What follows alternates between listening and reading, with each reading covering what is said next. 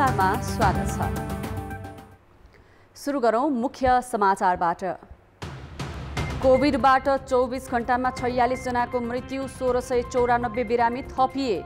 काठमाडौँमा निषेधाज्ञा असार 7 सम्म लम्बियो, व्यापार व्यवसाय खुकुलो। जनता समाजवादी पार्टीका परस्पर विरोधी दुवै पक्षको कारबाहीलाई निर्वाचन आयोगले मान्यता दिएन। आयोगले ठाकुर समूहलाई सघाएको यादव पक्षको आरोप।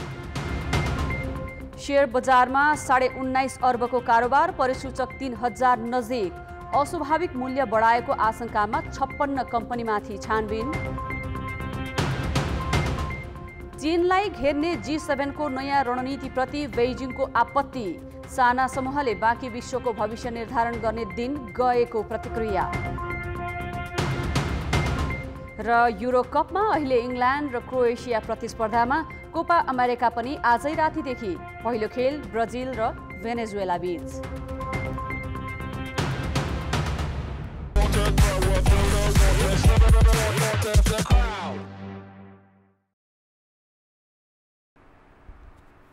पछिल्लो 24 घण्टामा 1617 जनामा कोरोना संक्रमण पुष्टि भएको छ। गत वैशाखमा निषेधाज्ञा सुरु भए यता संक्रमण पुष्टि भएको यो सबैभन्दा कम संख्या हो। त्यसो त परीक्षण पनि हत्तै घटाइएको छ। 7517 जनाको PCR परीक्षण गर्दा 22% संक्रमण पुष्टि भएको हो। परीक्षण गर्दा संक्रमण दर पनि घटेको छ।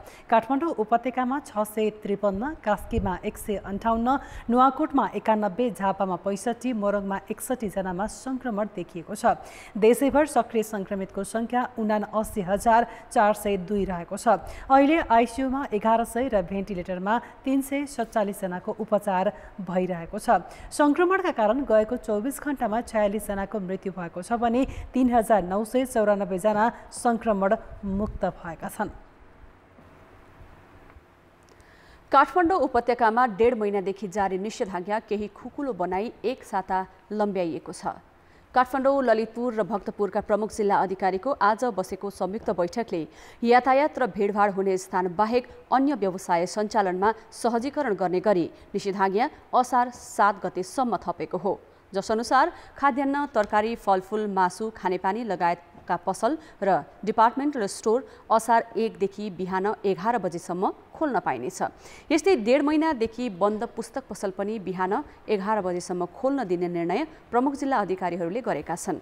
यसअघि बन्द अनलाइन व्यवसाय पूर्ण रूपमा सञ्चालन गर्न तथा टेक अवे तथा होम डेलिभरी गर्ने गरी रेस्टुरेन्ट खोल्न पाइनेछ।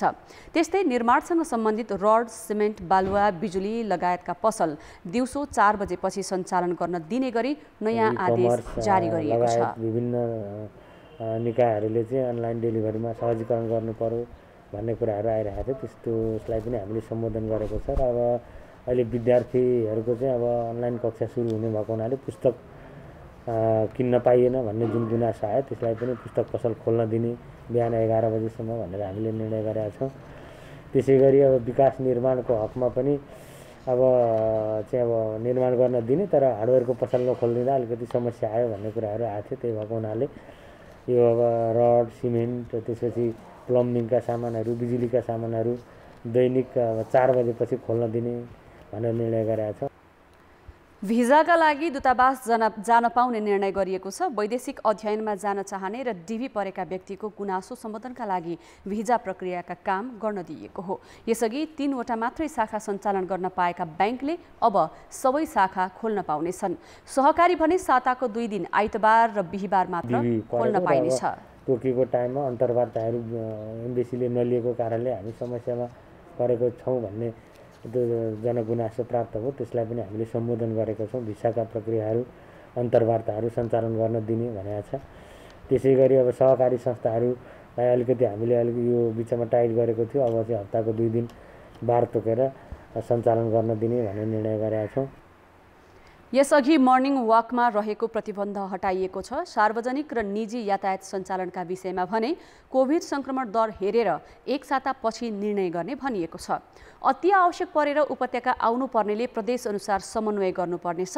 प्रदेश 1 र 2 बाट आउन चाहनेलाई भक्तपुर, बागमती, गण्डकी र सुदूरपश्चिम प्रदेशबाट आउन चाहनेलाई काठमाडौँ तथा कर्णाली र लुम्बिनी प्रदेशबाट आउन चाहनेलाई ललितपुर जिल्ला प्रशासनसँग समन्वय गर्न भनिएको छ।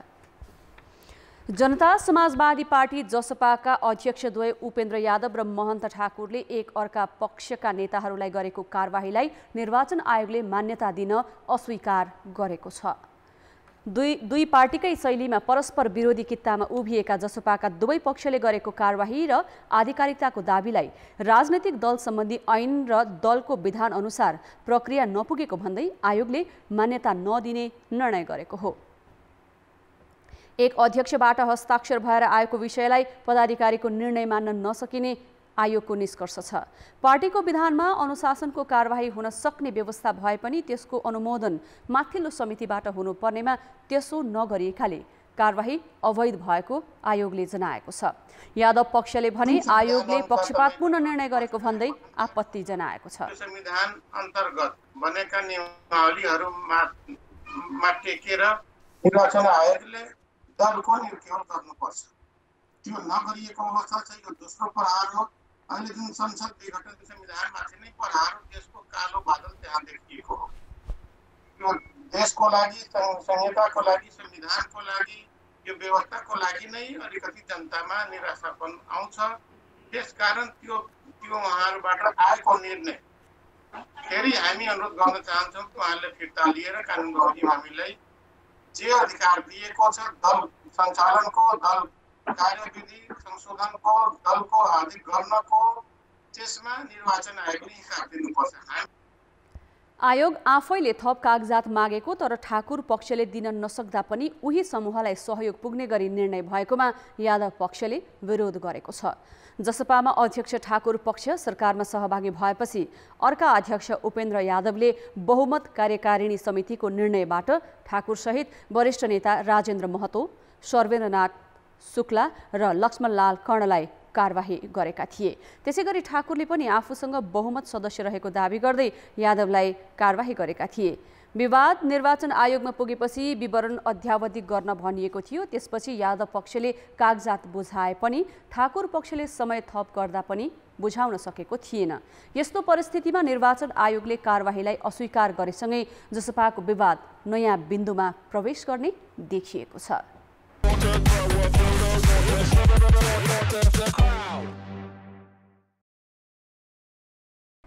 जनता समाजवादी पार्टी जसपाका संघीय परिषद अध्यक्ष तथा पूर्व प्रधानमन्त्री बाबुराम भट्टराईले पछिल्ला राजनीतिक घटनाक्रम र प्रधानमन्त्री केपी शर्मा ओलीका कदमले मुलुक गम्भीर अवस्थामा जाने सङ्केत देखिएको भन्दै सार्वजनिक रूपमा चिन्ता व्यक्त गरिरहेका छन्। प्रधानमन्त्री ओलीलाई समेत भेटेर समसामयिक राजनैतिक परिस्थितिबारे छलफल गरेका भट्टराईले देखेको खतरा के हो त भनेर हामीले कुराकानी गरेका थियौँ। यहाँ लगायत 5 जना पूर्व प्रधानमन्त्रीहरूले शुक्रबार मात्रै विज्ञप्ति निकाल्नु भएको छ। यहाँहरूको विज्ञप्तिमा गम्भीर आशंका सहितको बाह्य हस्तक्षेपको कुरा छ। यो बाह्य हस्तक्षेप के हो, कसलाई इङ्गित गर्नुभएको? कुनै देश विशेषलाई, व्यक्ति विशेषलाई, नेता विशेषलाई इङ्गित गर्नुभन्दा पनि यो सन् 2000 को जुन दशक छ, यो 20 को जुन दशक छ, त्यसमा हाम्रो हिमाली भेगमा ठुलो एउटा भूराजनीतिक टेक्टोनिक शिफ्ट भइरहेको छ। एकापट्टि चीन र अमेरिका बीचको एउटा नयाँ ढङ्गको शीतयुद्ध र दोस्रो इन्डो पेसिफिक स्ट्राटेजी र BRI बीचको जुन द्वन्द्व यहाँ मचिँदैछ, त्यसको बाछिटा हाम्रो जस्तो देशमा पर्छ।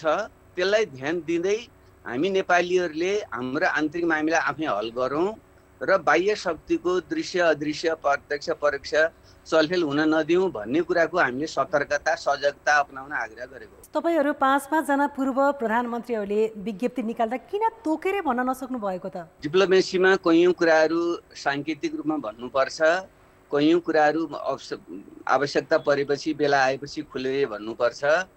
यति बेला हामीले देशवासीलाई सजगता अपनाउन आग्रह गर्नु हाम्रो कर्तव्य ठानेर नै हामीले सुविचारी ढङ्गले नै यो कुरा हामीले गरेका हौँ। 5 जना पूर्व प्रधानमन्त्रीहरू हामी बसेर पटक पटक छलफल गरेपछि मुख्य रूपमा त अहिले देशको जुन राजनीति छ, खास गरी केपी शर्मा ओलीले गत पुस 5 गतेदेखि संसद विघटनको सिलसिला सुरु गर्नुभयो र अहिले जेठ 8 गतेसम्म फेरि त्यसलाई दोहोऱ्याएर देशलाई गम्भीर सङ्कटतिर लाँदै हुनुहुन्छ, संवैधानिक एउटा सङ्कटतिर लाँदै हुनुहुन्छ।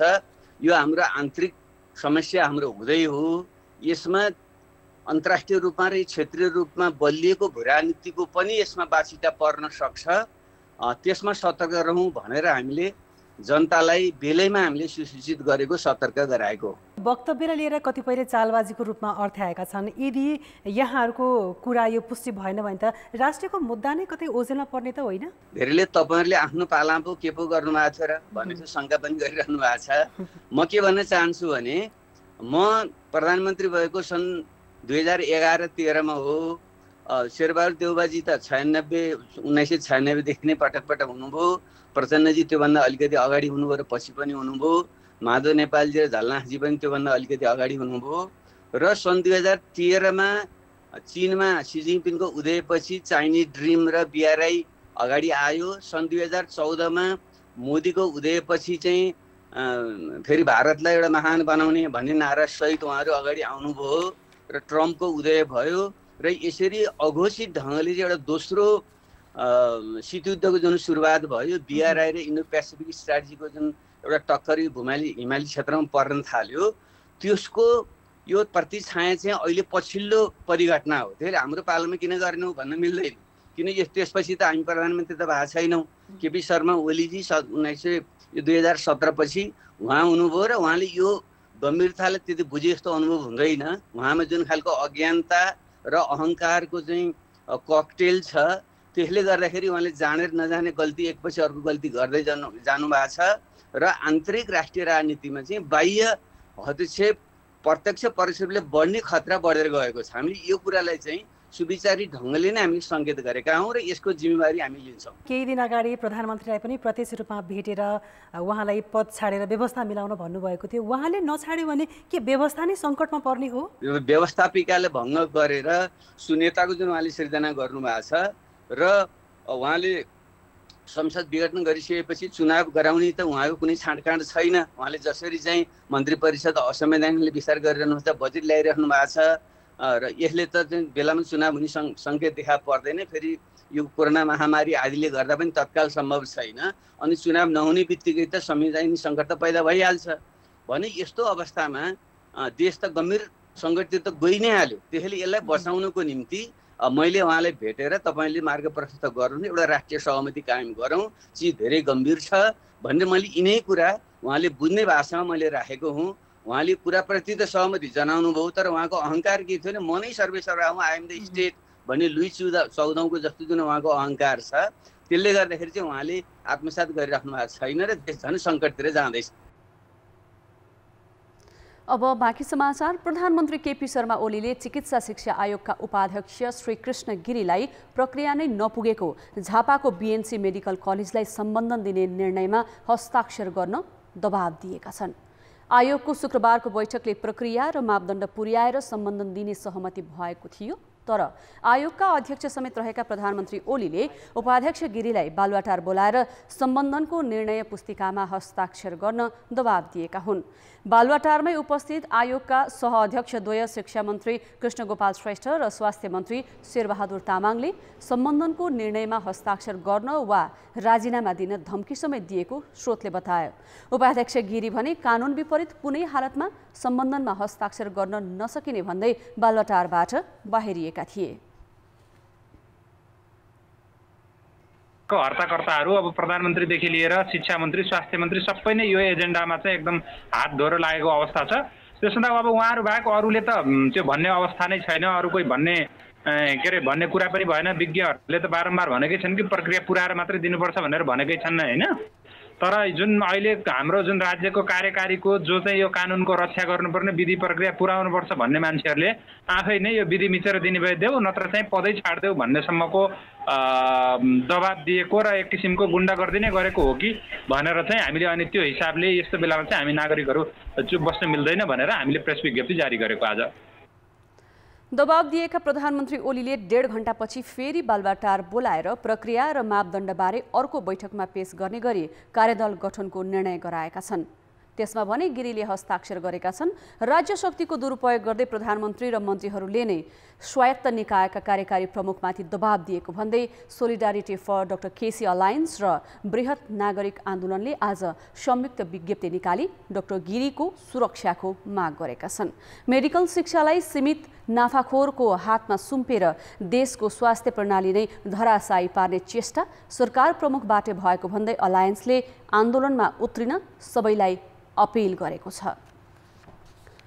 कोभिड रोकथामका लागि विदेशबाट सहयोग नआएको दिन नै छैन। विभिन्न मुलुकका साथै सङ्घ संस्थाले सहयोग गरिरहेकै छन्, तर विदेशबाट प्राप्त सहयोग पहुँचका आधारमा वितरण भइरहेको छ। सरकारले एकद्वार नीति अवलम्बन गरेको भने पनि त्यसको परिपालना भने भएको छैन। स्वास्थ्य मन्त्रालयलाई आइतबार युरोपियन युनियनका सदस्य राष्ट्र स्लोभेनिया, अस्ट्रिया र माल्टाले 10 प्रकारका स्वास्थ्य सामग्री हस्तान्तरण गरे। मन्त्रालयले विदेशी सहयोगका साथै सामग्री बुझेको यो पहिलो पटक होइन। दिनदिनै जसो सहयोग प्राप्त भइरहेको छ। चीन, अमेरिका, स्पेन, डेनमार्क लगायत देशबाट अहिलेसम्म 95 वटा भेन्टिलेटर, 970 वटा अक्सिजन कन्सन्ट्रेटर, 512 अक्सिजन सिलिन्डर सहितका सामग्री सहयोग स्वरूप प्राप्त भएको छ। ओमानका नेपालीले आफै आर्थिक सहयोग जुटाएर 600 अक्सिजन सिलिन्डर पठाए। ती सामग्री एकद्वार प्रणाली लागू गरी आवश्यकताका आधारमा वितरण गरिरहेको मन्त्रालयको दाबी छ। उपकरणहरू, औषधिहरू र अन्य स्वास्थ्य सामग्रीहरू जुनसुकै संस्थाले आफैले माग गर्ने, जुनसुकै संस्थाले पनि जहाँ पनि वितरण गर्ने गर्दाखेरि कहाँ सामग्री कति पुगेको छ, कति आवश्यक छ भन्ने कुराहरूको लेखाजोखा गर्न पनि गाह्रो हुने अवस्था सिर्जना हुने हुन्छ। यी सबै कुराहरूलाई मध्यनजर गरेर नेपाल सरकारले एकद्वार प्रणालीबाट सामग्रीहरूको माग गर्ने, समन्वय गर्ने र त्यहाँ दर्ता गरेर अन्य ठाउँहरूमा सामग्री वितरण गर्ने व्यवस्थापन गर्ने गरी व्यवस्था मिलाएको छ। मन्त्रालयले एकद्वार प्रणाली लागू गरी प्राथमिकताका आधारमा वितरण गरेको भए पनि स्वास्थ्य सामग्रीमा पहुँचवालाको बोलबाला छ। आफ्नो क्षेत्रमा सामग्री लाने होडमा मन्त्री र सत्तारूढ दलका नेता मात्र होइन, प्रतिपक्षी नेपाली काङ्ग्रेसका नेता पनि अगाडि छन्। पछिल्लो पटक काङ्ग्रेस नेता अर्जुन नरसिंह केसीले अमेरिका नेपाल मेडिकल फाउन्डेसनले दिएका स्वास्थ्य सामग्री आफ्ना बुवा आमाको नाममा स्थापना भएको ट्रस्टको नामबाट नुवाकोटको म्यागाङ गाउँपालिकाको प्राथमिक स्वास्थ्य केन्द्रलाई हस्तान्तरण गरेका छन्। यसको जानकारी उनले आफ्नो ट्विटर ह्यान्डल मार्फत सार्वजनिक पनि गरिसकेका छन्। तर यसप्रति फाउन्डेसनले ट्विट मार्फत नै असन्तुष्टि प्रकट गर्दै यसबारेमा सोधखोज गरिरहेको जनाएको छ। यसअघि ओमानमा रहेका नेपालीले पनि आफूले भनेको अस्पताललाई अक्सिजन सिलिन्डर नदिएको भनी आक्रोश पोखेका थिए। सांसद र पहुँचवाला नेताले विदेशबाट प्राप्त सहयोग आफैले नै ल्याए जस्तो गरेर लैजाने प्रवृत्ति छ। राजनीतिक मानसिकता भन्छौँ के वास्तवमा पोलिटिकली एउटा हुन्छ नि मान्छे भन्ने कुरो त्यो देखिएन।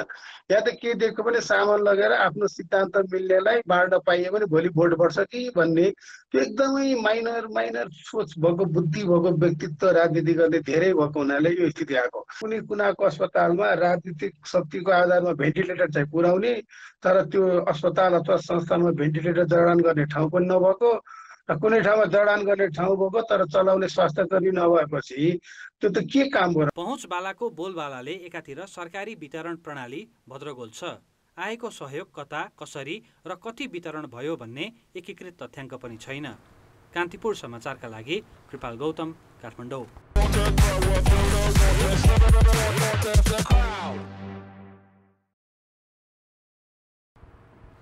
गण्डकी प्रदेशका निवर्तमान मुख्यमन्त्री पृथ्वी सुब्बा गुरुङले नेकपा विवादित भन्दा आफ्नो सत्ता गुमेको बताएका छन्।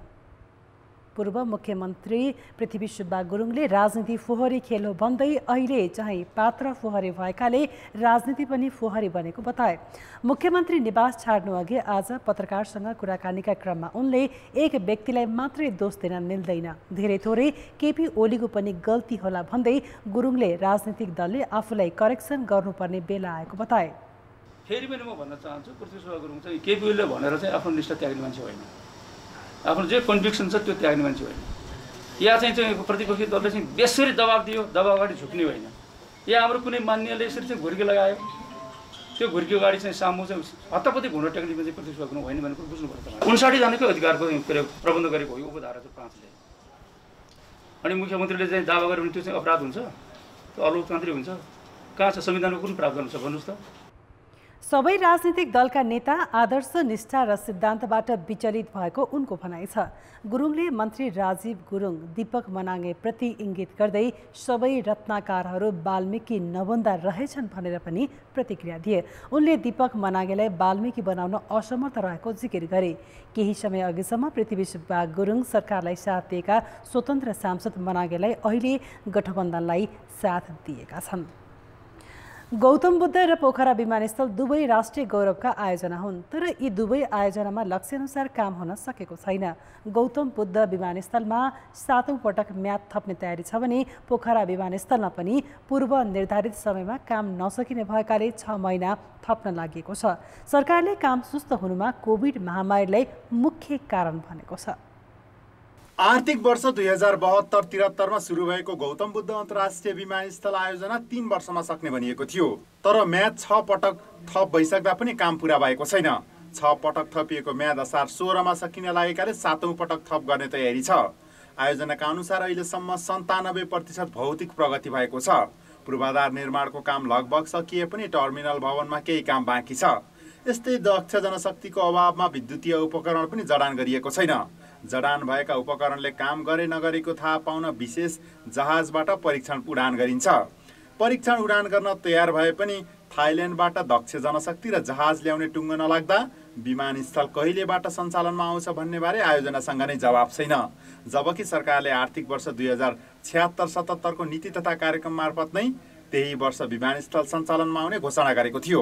हामीले सुरक्षित रूपमा जहाज उडान अवतरणको लागि आवश्यक पर्ने सम्पूर्ण पूर्वाधारहरू तयार गरिसकेको अवस्था छ। यद्यपि हाम्रो चाहिँ जुन क्यालिब्रेसन फ्लाइट जुन ICP-02 को ठेक्का सम्झौता अन्तर्गतको जुन काम थियो त्यो चाहिँ हामीले अहिले गर्न नसकेको अवस्था हो। यद्यपि यो बीचमा चाहिँ मन्त्रालयले विभागले विभिन्न निकायसँग आवश्यक समन्वय गर्दै चाहिँ त्यो जहाज ल्याउनको लागि धेरै प्रयास पनि गरिरहेको हो।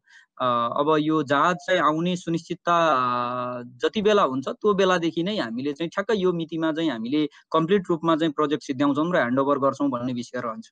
यसअघि मुख्य ठेकेदार र सहायक कम्पनीको विवाद, निर्माण सामग्रीको उपलब्धतामा कमी लगायतका कारण काम प्रभावित भएको आयोजनाले यसपालि कोभिड महामारीको बहानाबाजी गरेको छ। काम सुस्त भएर म्याद थप गर्न लागि गौतम बुद्ध अन्तर्राष्ट्रिय विमानस्थल आयोजनाको मात्र होइन, पोखरा अन्तर्राष्ट्रिय विमानस्थल आयोजनाको पनि म्याद थप्न लागि छ। निर्माण सुरु भएको 4 वर्षमा सक्ने भनिएको यो आयोजनामा बल्ल 79% काम सकिएकाले म्याद 6 महिना थप्न लागि हो। विद्युतीय लगायत अन्य महत्त्वपूर्ण सामग्री र दक्ष जनशक्तिको अभावमा लक्ष्य अनुसार काम हुन नसकेको आयोजनाको भनाइ छ।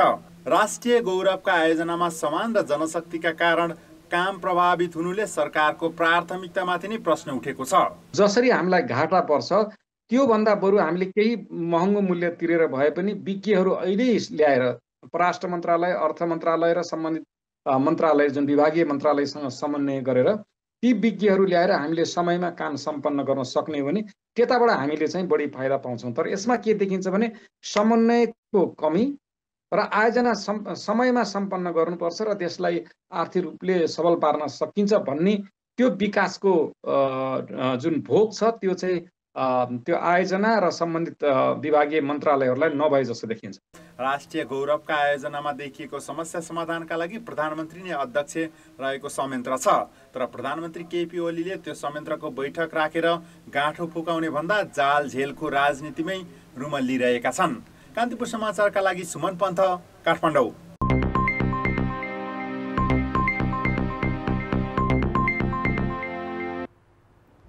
धितोपत्र बोर्डको आग्रहलाई बेवास्ता गर्दै लगानीकर्ता ओइरिएपछि शेयर बजारमा कीर्तिमानी कारोबार भएको छ। यस्तै बजार मापन गर्ने नेप्से परिसूचक 3000 नजिक पुगेको छ।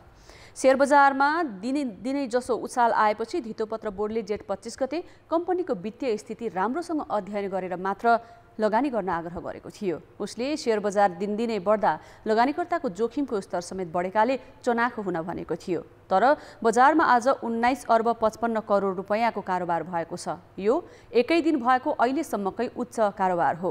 कारोबार धेरै हुनेमा जलविद्युत कम्पनी छन्। जेठ 25 मा 17 अर्ब 27 करोड रुपैयाँको कारोबार भएको थियो। निषेधाज्ञाले अन्य क्षेत्र प्रभावित भएकाले शेयर बजारमा लगानी बढेको हो। आज परिसूचक 38 अङ्कले बढेर 2983 अङ्कमा पुगेको छ।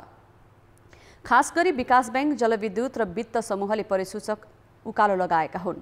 विकास बैंक समूहको परिसूचक 388, जलविद्युत समूहको 186 र वित्त समूहको परिसूचक 173 अङ्कले उकालो लागेको छ। वाणिज्य बैंक समूहको परिसूचक 8 अङ्कले बढेको छ। व्यापार, बीमा, लघुवित्त र अन्य समूहका लगानीकर्ताको सम्पत्ति भने घटेको छ। नेपाल धितोपत्र बोर्डले अस्वाभाविक रूपमा मूल्य बढाइएको आशंकामा 56वटा कम्पनीको शेयर कारोबारमाथि छानबिन सुरु गरेको छ। बोर्डले सर्कुलर र इन्साइडर ट्रेडिङको आशंकामा जनउत्थान लघुवित्त, पूर्वाधार विकास बैंक, अजोड इन्स्योरेन्स, अपी र राधी जलविद्युत लगायत 56वटा कम्पनीको कारोबारमाथि छानबिन थालेको हो। फ्रेस भ्यालुभन्दा नेटवर्थ कम भएका, मूल्य आम्दानी अनुपात PE 100 भन्दा बढी भएका र प्रतिकिता शेयर आम्दानी ऋणात्मक रहेका कम्पनीको दिन प्रतिदिन उचालिएको शेयर मूल्य शङ्कास्पद रहेकाले छानबिन थालेको बोर्डले जनाएको छ। बोर्ड स्रोतका अनुसार छानबिन थालिएका अधिकांश जलविद्युत कम्पनी हुन्। बोर्डको छानबिनको सूचीमा चन्द्रगिरी हिल्स पनि छ। बोर्डले जेठ 25 गते प्रेस विज्ञप्ति जारी गरी शेयर कर्नरिङ र सर्कुलर ट्रेडिङको गुनासा आएकाले लगानीकर्तालाई सचेत भएर लगानी गर्न आग्रह गरेको थियो। शेयर बजारमा अहिले 289वटा कम्पनी सूचीकृत छन्। निषेधाज्ञाले सबैजसो क्षेत्र ठप्प रहेका बेला निर्माण क्षेत्र केही चलायमान छ। यही मौका छोपी व्यापारीले अचाकले भाउ बढाएका छन्। 1.5 महिना अघि निषेधाज्ञा जारी नहुँदासम्म काठमाडौँमा फलामे डन्डी प्रति किलो 80 देखि 86 रुपियाँमा पाइन्थ्यो। अहिले 24 देखि 30 रुपियाँसम्म भाउ बढाइएको छ। जेठ 21 देखि निषेधाज्ञा केही खुकुलो भई निर्माण क्षेत्र चलायमान हुन थालेपछि उद्योगीले आफू खुसी भाउ बढाएका हुन्।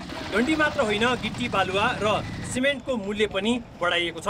निषेधाज्ञा अघि घर बनाउन सुरु गरेकाहरू सिमेन्टको मूल्य अहिले प्रति बोरा 50 देखि 100 रुपियाँसम्म बढेको गुनासो गर्छन्। सिमेन्ट प्रति बोरा 750 देखि 850, डन्डी प्रति किलो 104 देखि 116 र 1 नम्बर इँटा प्रति हजार 17,500 देखि 18,000 रुपियाँमा किनबेच भइरहेको छ। सरकारी नियमन ठप्प जस्तै रहेकाले व्यापारीले मनोमानी रूपमा भाउ बढाएका हुन्। भन्सारदेखि तपाईँको चाहिँ ढुवानी भाडा कति परेर तपाईँको प्रोसेसिङ रेट कति रुपियाँ हो भन्ने कुरा चाहिँ त्यहाँबाट निकाल्यो भनेदेखि यसको रेट फेर रेट आउँछ यसलाई। तर त्यति गर्ने निकाय पनि नभइदिएको कारणले आफू खुसी जतिसुकै रेट लगाए पनि नेपालका निर्माण व्यवसायी मात्रै होइनन् कि नेपालका आम जनसमुदाय, आम उपभोक्ताहरूले पनि मार खेप्नु परिरहेको अवस्था छ।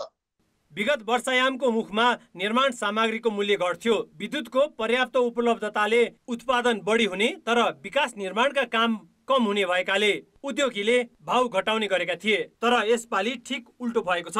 जब नेपालमा जाडो महिना सकेपछि जनवरीदेखि अलमोस्ट मे जुनसम्मको जुन पिरियड छ त्यसमा चाहिँ अभियसली एफिसियन्सी बढी हुने र तपाईँको काम बढी हुने अनि त्यति बेला चाहिँ डिमान्ड पनि बढी हुने। त्यति बेला हाम्रो होल रिजनमै डिमान्ड बढी हुन्छ र त्यसले गर्दा प्राइस बढेको हुन्छ। तर अहिलेको जुन प्राइस बढेको छ यो चाहिँ डिमान्ड र सप्लाई को कारणले होइन र अथवा कुनै सिजन अफ सिजनको कारणले पनि होइन। अहिलेको प्राइस इन्क्रिज चाहिँ तपाईँको ग्लोबली स्टिलको र अरू कमोडिटिजको प्राइस बढेर नै यो इम्प्याक्ट चाहिँ आएको हो। व्यापारीको मनोमानी बढे पनि अनुगमनमा सरकारी निकायको उदासीनता आश्चर्यजनक छ। कान्तिपुर समाचारका लागि जिल्ला सहकर्मीहरूको सहयोगमा क्यामेरामा प्रवीण गेवालीका साथ सुबिन्द्र श्रेष्ठ, काठमाडौँ। असार 1 गतेदेखि झन्डै 2 महिना मेलम्चीको पानी काठमाडौँ नआउने भएको छ। सुरुङको परीक्षण तथा कार्यविधि पूरा गर्न असारदेखि पानी वितरण बन्द गर्न लागि हो। असार 1 गतेदेखि सुरुङमा रहेको पानी खाली गरिनेछ। त्यसका लागि मात्रै 15-16 दिन लाग्नेछ। त्यसपछि विज्ञ र प्राविधिकले सुरुङभित्र गएर परीक्षण गर्नेछ। अब त्यही बेला 1-1.5 महिना लगाएर परीक्षण गरेको भए पनि हुन्थ्यो, तर त्यो सुक्खा समय भएको कारणले अब 1-1.5 महिना भने नि यो सुक्खा समयमा पानी उपलब्ध गराएर नागरिकलाई सहज बनाऊ भन्ने हिसाबमा यो टनेलको अहिलेको जुन परीक्षण गर्न खाली गरेर फेरि केही डिफेक्ट छ भने फेलियर भएको छ भने मर्मत गर्ने कुराहरूलाई चाहिँ पछि सारेको मात्रै हो, 90 दिन पछि सारेको मात्रै हो। सुरुङ निरीक्षणसँगै त्यसको परीक्षण, सुधार र पुनः पानी भर्ने काम हुनेछ। कुनै समस्या नदेखिए 15 दिनभित्रमा सुपरिवेक्षणको काम सकिनेछ भने त्यसपछि पानी भर्न 15 दिन लाग्नेछ।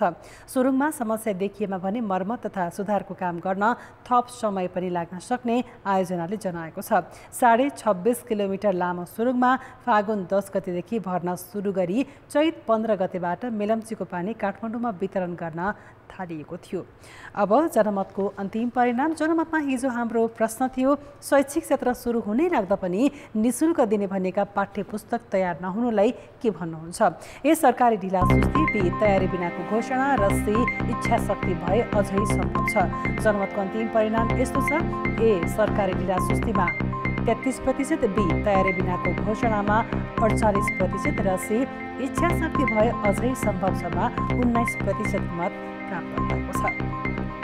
अब आजको प्रश्न। जनमत हाम्रो प्रश्न छ, कोभिड रोकथामका लागि विदेशबाट प्राप्त सहयोग सामग्रीको वितरण किन पारदर्शी नभएको होला? ए पहुँचवाला हावी भएर, बी सरकारी संयन्त्रकै समस्याले र सी सङ्कटमा स्वाभाविक। जनमतको अन्तिम परिणाम भोलि साँझ 8 बजेको कान्तिपुर समाचारमा प्रसारण गर्नेछौँ। कृपया न्युज स्पेस ए, बी वा सी टाइप गरी 34001मा SMS गरी आफ्नो मत व्यक्त गर्नुहोला। पहाडी र हिमाली जिल्लाका ग्रामीण बस्तीमा यातायातको पहुँच सहज छैन। कोरोनासँग मिल्दोजुल्दो लक्षण देखिए गाउँमै भएको स्वास्थ्य केन्द्र पुगेर सामान्य परीक्षण गराउन पनि स्थानीयलाई घण्टौँ लाग्छ। कोरोना भाइरस संक्रमण पुष्टि हुँदासम्म समय घर्किसकेको हुन्छ। दुर्गमका बासिन्दाले परीक्षण गराउन अन्तिम अवस्थामा स्वास्थ्य केन्द्र जाँदा बाटोमै ज्यान गुमाउनु पर्ने अवस्था समेत छ।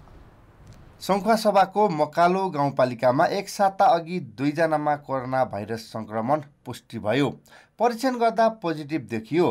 घरबाट ढिला आउँदा अक्सिजनको कमीका कारण उनीहरूको सदरमुकाम ल्याउने क्रममा बाटोमै मृत्यु भयो। सडक यातायात राम्रो नहुँदा दुर्गममा सङ्क्रमितहरू सदरमुकाममा भएको सेवा लिन पनि सहजै पुग्नै सक्दैनन्। सङ्खुवासभामा मात्रै 15 दिनको अवधिमा 8 जनाको मृत्यु भएको छ। धनकुटाका ग्रामीण भेगको अवस्था पनि उस्तै छ। यातायातको सहज पहुँच नहुँदा सङ्क्रमित ढिलो अस्पताल आउँदा उनीहरूको ज्यानै जोखिममा पर्ने गरेको हो। गाउँघरमा चाहिँ यो कोभिडको बिरामीहरूले चाहिँ साधारण रुगाखोकीको रूपमा यसलाई लिएको कारणले गर्दाखेरि जबसम्म चिकित्सा हुँदैन तबसम्म अस्पताल नआउने र निकै चिकित्सा भइसकेपछि अस्पताल आउँदाखेरि चाहिँ एन्टिजेन PCR गर्दाखेरि चाहिँ चिकित्सा भइसकेको हुन्छ र ढिलो रोग पत्ता लाग्ने हुँदाखेरि चाहिँ हालसम्म 8 जना मृत्यु पनि भइसकेको अवस्था रहेको छ। र यसमा चाहिँ अब यातायातको पनि अलिक कठिनाइ भएको कारणले गर्दाखेरि त्यसमा चाहिँ झनै समस्या रहेको छ। बिरामीहरू जुन पोजिटिभ देखिएका छन् ती चाहिँ गाउँघरतिर लखर हिँडिरहेका छन्। त्यसपछि जुन चाहिँ चिकित्सा छन् ती चाहिँ एकदमै ढिलो अन्तिमै अवस्था भइसकेपछि मात्र अस्पतालमा पुग्ने। त्यही भएर अहिले गाउँघर एकदमै जोखिम भइरहेको छ। यो समस्या प्रदेश 1 का भोजपुर, खोटाङ, सोलुखम्बु, तेह्रथुम, ताप्लेजुङ, पाँचथर लगायतका जिल्लामा पनि छ। यी जिल्लामा ग्रामीण बस्तीबाट सदरमुकामसम्म सङ्क्रमित ल्याउन कम्तीमा 1 दिन पैदल हिँड्नै पर्छ, जसका कारण ज्यान गुमाउनेको सङ्ख्या दिनदिनै बढ्दै गइरहेको छ।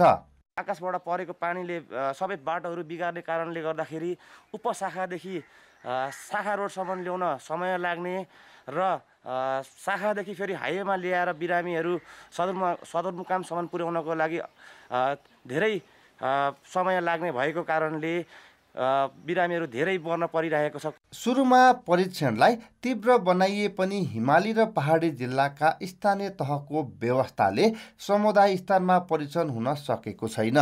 दुर्गममा यातायातका साधन सञ्चालन हुन नसक्दा केही बिरामीलाई त पिठ्युमा बोकेर सदरमुकामसम्म ल्याउनु पर्ने बाध्यता पनि छ।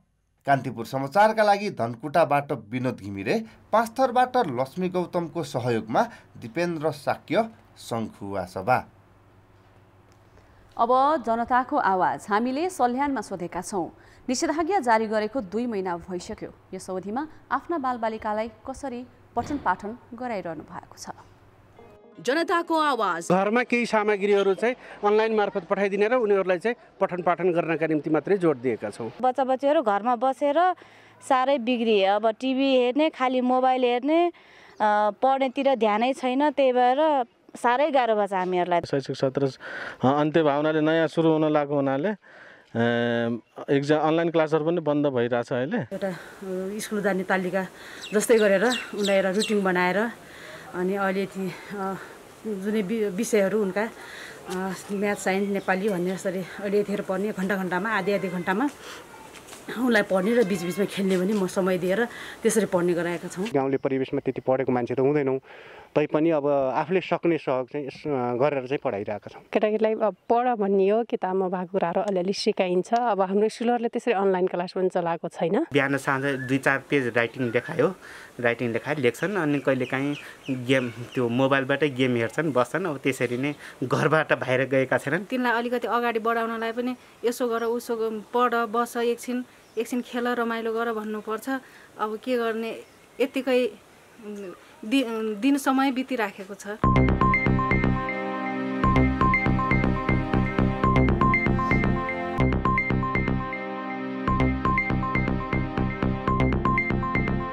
युरोकप विशेष। नमस्कार, कान्तिपुर खेलकुद समाचारमा स्वागत छ।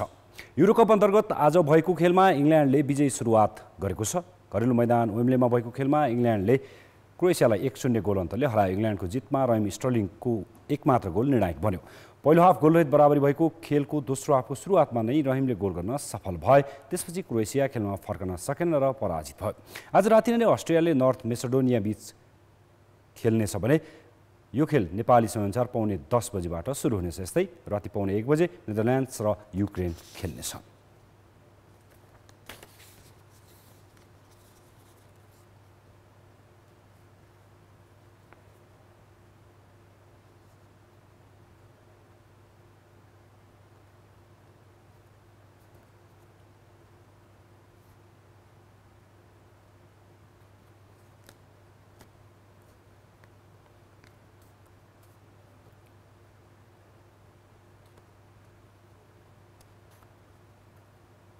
डेनमार्कका स्ट्राइकर क्रिस्टियन इरिक्सनको स्वास्थ्य अवस्था सामान्य बन्दै गएको छ। डेनिस फुटबल सङ्घले विज्ञप्ति जारी गर्दै इरिक्सनको स्वास्थ्यमा उल्लेखनीय सुधार आएको जनाएको छ। फिनल्यान्ड विरुद्धको खेलको पहिलो हाफमा उनी अचानक मैदानमा लडेका थिए। मैदानमा सामान्य उपचारपछि अस्पताल भर्ना गरिएका उनको नियमित जाँच भइरहेको र अवस्था राम्रो हुँदै गएको बताइएको छ। 29 वर्षीय इरिक्सनसँग आज सङ्घका पदाधिकारीले कुरा गरेको थिए। पहिलो हाफको अन्तिमतिर इरिक्सनलाई थ्रोइन दिँदा उनी अचानक ढलेका थिए, जसका कारण उनी मैदानमा नै अचेत भएका थिए। टिमका डाक्टर मैदानमा उपचारका लागि पुग्दा उनको नाडीको पल्स भेट्टाउन निकै गाह्रो भएको थियो। उनले सास फेरिरहेको भए पनि अचेत अवस्थामा पुगेका थिए। इरिक्सनको स्वास्थ्य अवस्थाकै कारण खेल पनि 1.5 घण्टा रोकिएको थियो। यसैबीच इरिक्सन बारेमा गैराती कान्तिपुर टेलिभिजनको आधिकारिक ट्विटर अकाउन्टबाट गलत समाचार पोस्ट भएकोमा हामी क्षमा प्रार्थी छौँ। उक्त ट्विट तत्काल ट्विटरबाट हटाइएको र क्षमा याचना गरिएको जानकारी गराउँदछौँ। उपचारका लागि अस्पताल भर्ना गरिएका इरिक्सनलाई निको हुँदै गएको छ। कान्तिपुर खेलको समाचारलाई यति नै। धन्यवाद रोशन। अब मौसम सम्बन्धी जानकारी।